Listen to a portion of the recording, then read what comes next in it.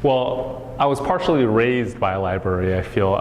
My parents used to drop me and my brother off at the library all the time, especially during the summers.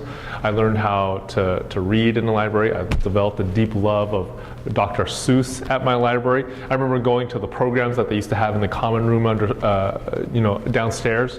I saw my first episode of Star Trek in the library. Libraries were hugely influential on me.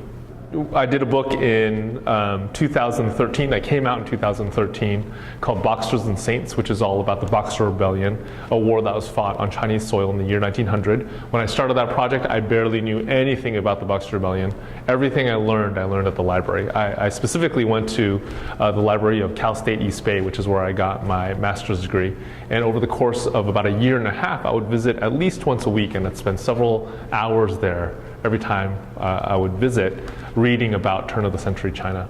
Do I have a favorite librarian? Well, I work at high school, and our school librarian is named Annette Counts. She is absolutely amazing. Anytime I have a question, either as a cartoonist or as a teacher, she's able to answer it. She's really like an embodiment of Google with a soul. Yeah, I think that the job of school librarians has gotten much more complex because our information is much more complex now. It comes in a variety of forms. It needs to be archived in a variety of different ways, and students expect to be able to access it in a variety of different ways as well. Even so, I think school librarians are central to the mission of a school. You know, you can't just have information as information. You need to teach students how to wade through that information, how to weigh that information against one another. And a school librarian can do that. A school librarian is the guide in this vast jungle of data that's out there. I think, you know, for me, libraries have always symbolized the freedom of information, that information ought to be accessible by everybody. And within a democracy, that's foundational. That's foundational to who we are.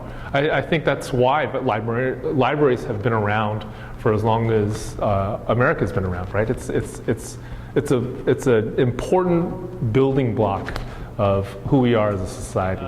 Right now, I have a couple of projects going on. One of them is I'm a writer for a series called Avatar: The Last Airbender. It's a series of graphic novels that continues a story that was begun as an animated show.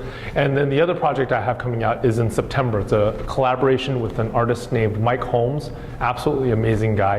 And together we're doing a book called Secret Coders, which is all about computer coding. This is my first explicitly educational comic.